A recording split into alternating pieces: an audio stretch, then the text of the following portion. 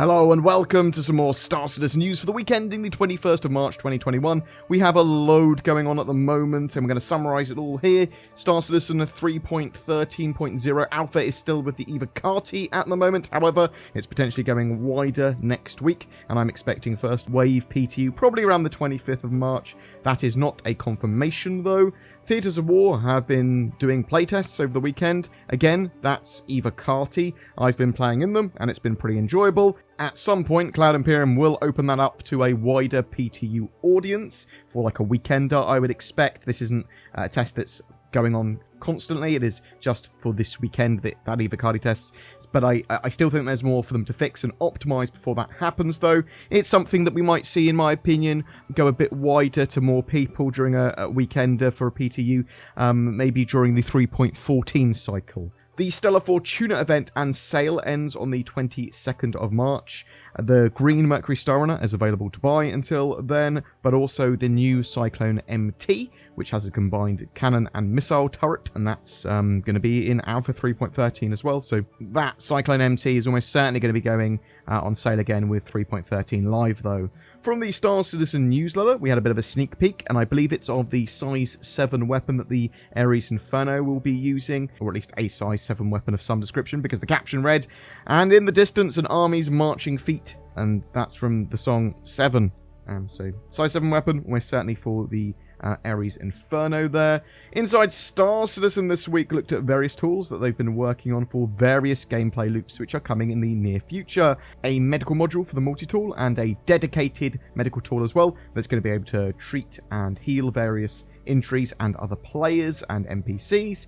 A salvage and repair tool, which is a combined tool, which strips the hulls of ships and then puts it into sort of like a little canister, and then you can use that canister and that salvage that you've got from stripping the hulls to repair ships as well.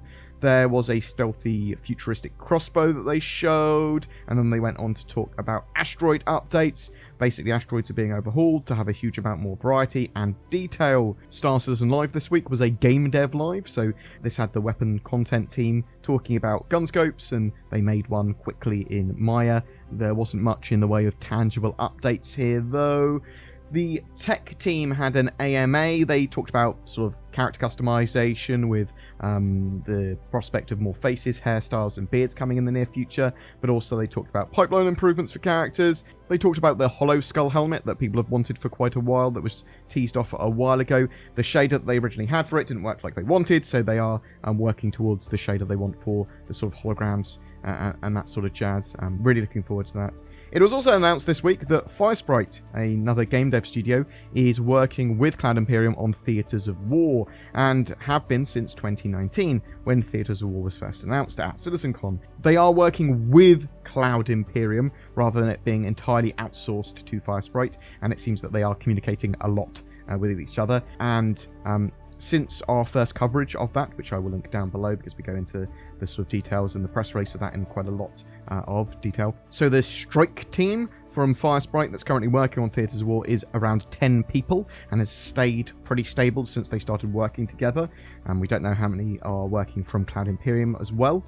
That team consists of people working on art, design, code and production. Cloud Imperium Xylo went on to make a further statement as well. The combined Firesprite and Cloud Imperium team, the work they've done to Star Marine, Arena Commander and Theatres of War has already filtered back into and made an important and positive impact on the persistent universe, as combat improvements within Theatres of War are also improvements made for Star Citizen's persistent universe. More specifically, the intent of Theatres of War, which is to highlight the best 30 minutes of Star Citizen's combat and distill it into an easy to access session of play. This allows us to isolate the most high impact and visceral aspects of combat within the persistent universe and put it into a hyper-focused test, which is tremendously helpful for iterating and improving the overall core gameplay of Star Citizen.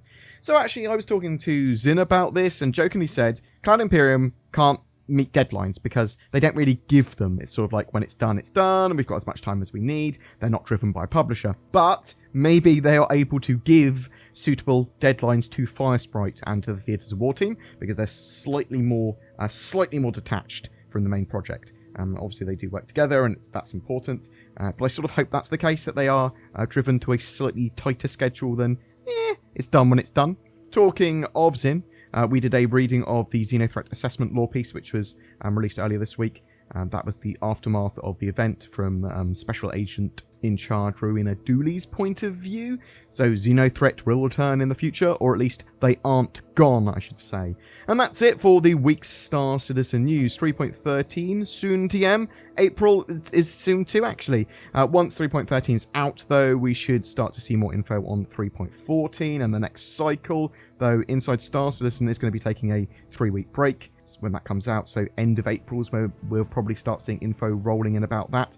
Also, we're going to have things like Fleet Week during 3.13's patch cycle, and potentially that Ninetales Lockdown, that new dynamic event. But what do you think? Are you looking forward to the PTU wave for 3.13 Alpha, or do you prefer the live builds? Do you think we'll see anything new in 3.13 that hasn't already been announced? Whatever your thoughts, I'd love to hear from you in the comments below. Oh, a quick outro. We have a ship giveaway. Just comment on any of my videos to be in for a chance of winning a ship. I shield for NordVPN. They protect your data and identity while also giving you enhanced accessibility and security on the internet. Links below for discounts. And if you'd like to further support the channel, consider clicking the join button below my video or becoming a Patreon.